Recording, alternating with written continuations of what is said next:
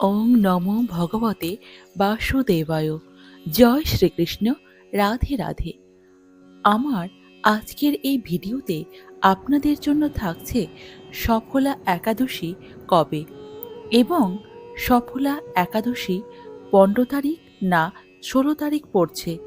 একাদশীতে কি কি দান করা শুভ এবং এই একাদশীর পারণ মন্ত্র, পারণ সময়, সংকল্প মন্ত্র অর্থাৎ দশমীতে ভগবান শ্রীকৃষ্ণের চরণে কিভাবে সংকল্প করবেন সেই সংকল্প মন্ত্রটিও থাকছে এই ভিডিওটিতে। তাহলে মূল পর্বে শুরু করা যাক। এই সফলা একাদশী হিন্দু ধর্মের বিশেষ একটি মাহাত্ম্য রয়েছে। এই সকল ব্রতের মধ্যে একে শ্রেষ্ঠ মনে করা হয়। একাদশীর ব্রত থেকে মানুষ কেবল পার্থিব সুখ সুবিধাই পায় না, বরং মোক্ষের পথও সুগম হয়। এই একাদশীগুলির মধ্যে একটি হল সফলা একাদশী, যা পৌষ মাসের কৃষ্ণপক্ষের একাদশী তিথিতে পালন করা হয়। যেমন নাম থেকেই বোঝা যাচ্ছে, এই দিনে ব্রত ও পুজোর মাধ্যমে জীবনে সাফল্য লাভ করা যায়। পৌরাণিক বিশ্বাস মতে সফলা একাদশীর ব্রত ভগবান বিষ্ণু প্রসন্ন হন এবং ভক্তকে সুখ, শান্তি ও সমৃদ্ধির আশীর্বাদ প্রদান করেন। এবার আমরা জানব সফলা একাদশী 2025 সালে কখন পড়ছে বা কখন থেকে শুরু হচ্ছে একাদশী। পৌষ মাসের শুক্লপক্ষের একাদশী তিথি 14 ডিসেম্বর সন্ধ্যা 6টা 49 মিনিটে শুরু হচ্ছে এবং যা শেষ হবে 15 ডিসেম্বর রাত্রি 9টা 19 মিনিটে।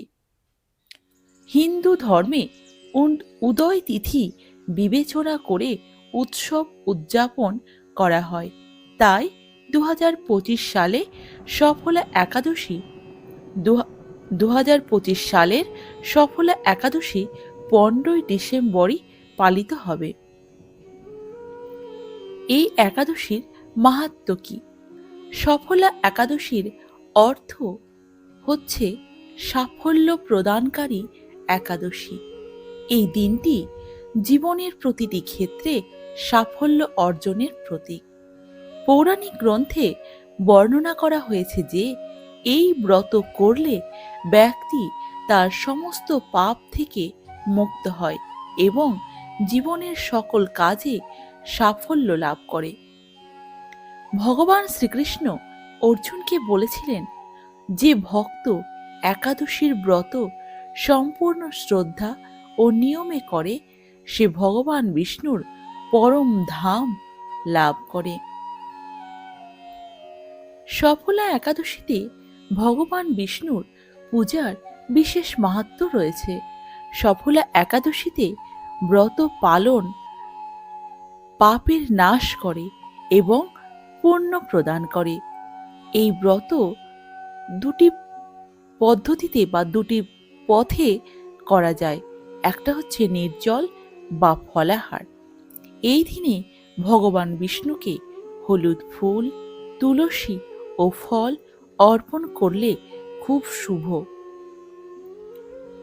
এছাড়াও এই দিনে বিষ্ণু সহস্রনাম, ভজন, সংকীর্তন, মন্ত্র জপ, ভগবদ গীতা পাঠ এবং ওং নমো ভগবতে বাসুদেবায় মন্ত্র জপ করে সারাক্ষণ কাটাতে হয়। সফলা একাদশীর রাতে দীপদান অজ্ঞানতার অন্ধকার দূর করে জ্ঞানের আলো বিস্তার করে। এবার আমরা একটু জেনে নেব দানের মাহাত্ম্য।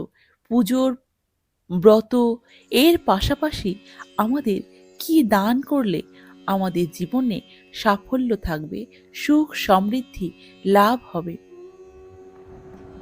সফলা একাদশী কেবল ব্রত ও পূজা পর্যন্ত সীমাবদ্ধ নয়।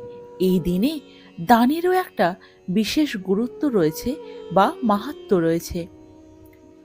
অন্নদান, ক্ষুধার্তকে অন্ন দান করলে, খাদ্য দান করলে ভগবান বিষ্ণু অত্যন্ত প্রসন্ন হন। অসহায় ও দরিদ্রদের সাহায্য করলে পুণ্য লাভ হয়। পদ্মপুরাণে বলা হয়েছে, দানং প্রীতিকরং লোকে দানং স্বর্গস্য সাধনম, অর্থাৎ দান কেবল এই লোকেই আনন্দ দেয় না, বরং স্বর্গের পথও সুগম করে। বস্ত্রদান, দরিদ্র ও প্রয়োজনীয়দের বস্ত্র দান করলে জীবনে সুখ শান্তি আসে। সফলা একাদশীর ব্রত আমাদের অন্যদের সাহায্য করার বার্তা দেয়। দীন দুঃখী ও অসহায়দের সাহায্য করা মানব ধর্মের সর্বশ্রেষ্ঠ কাজ। দীন দুঃখীদের সাহায্য করলে আত্মা তৃপ্ত হয় এবং ভগবানের কৃপা লাভ হয়। এই সফলা একাদশীতে আপনি কি কি দান করলে সমস্ত পূর্ণ ফল অর্জন করা যায়? সফলা একাদশীতে অন্নদানের সর্বাধিক মাহাত্ম্য রয়েছে।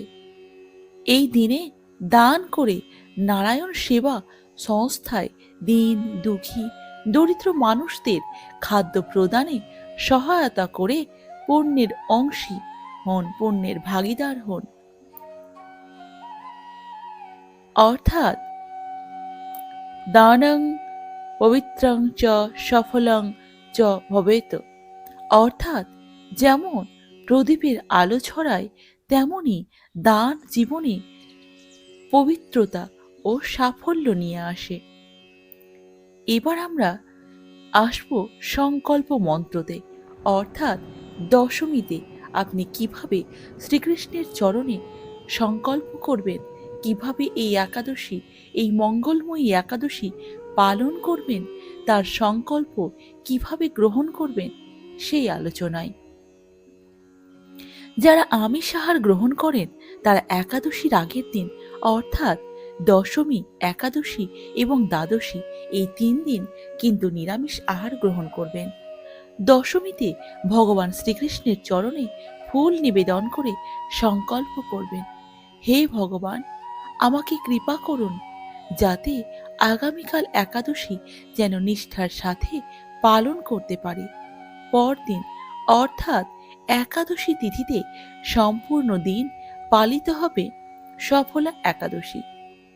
ইংরেজি ক্যালেন্ডার অনুযায়ী 15 ডিসেম্বর 2025 সালে সোমবার এবং বাংলা ক্যালেন্ডার অনুযায়ী 28 অগ্রহায়ণ 1432 বঙ্গাব্দ।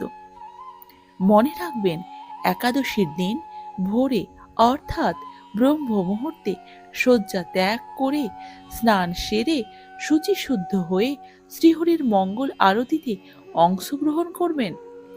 শ্রীহরির পাদপদ্মে প্রার্থনা করবেন, হে শ্রীকৃষ্ণ, আজ যেন এই মঙ্গলময়ী পবিত্র একাদশী সুন্দরভাবে পালন করতে পারি, আপনি আমাকে কৃপা করুন। ভগবান শ্রীকৃষ্ণের সম্মুখে অবশ্যই সংকল্প মন্ত্র পাঠ করে সংকল্প নিতে ভুলবেন না। সুতরাং এক্ষেত্রে সংকল্প মন্ত্রটি হল, একাদশম নিরাহার স্থিতা অহম অপরেহণি ভক্ষামি পুণ্ডরীকাক্ষ শরণম মে ভবচ্যুত। এই সংকল্প মন্ত্রটি আপনি অবশ্যই 3 বার পাঠ করবেন, অর্থাৎ হে পুণ্ডরীকাক্ষ, হে অচ্যুত, একাদশীর দিন উপবাস থেকে এই ব্রত পালনের উদ্দেশ্যে আমি আপনার শরণাপন্ন হয়েছি প্রভু। এই একাদশীর ঠিক পরদিন অর্থাৎ 16 নভেম্বর 2025 সালে মঙ্গলবার সকালে পারণ সম্পন্ন করতে হবে নিচে উল্লেখিত ঠিক পারণ মুহূর্তের মধ্যে। আমাদের পশ্চিমবঙ্গে সকাল 6:19 থেকে 9:45 মধ্যে। এবং বাংলাদেশে সকাল 6:42 থেকে 10:01 মধ্যে। অর্থাৎ একাদশী ব্রত পালন করে পরের দিন ভোরে স্নান সেরে পারণ সময়ের মধ্যে পঞ্চ রবিশস্য ভগবানকে ভোগ নিবেদন করে 3 বার ভক্তি সহকারে পারণ মন্ত্র পাঠ করে একাদশীর ফল ভগবানের সম্মুখে ভক্তি সহকারে অবশ্যই অর্পণ করতে হয়। এরপর সেই অনুকল্প প্রসাদ গ্রহণ করে পারণ অর্থাৎ একাদশী ব্রত ভঙ্গ করতে হয়, নচেত পূর্ণ একাদশীর ফল লাভ থেকে বঞ্চিত থেকে যেতে হয়। একাদশী পারণ মন্ত্র: অং অজ্ঞান তিমিরান্ধস্য ব্রতেনানেন কেশব প্রসীদ সমুখনাথ জ্ঞান দৃষ্টি প্রদভব। এই পারণ মন্ত্রটিও আপনাকে 3 বার বলতে হবে।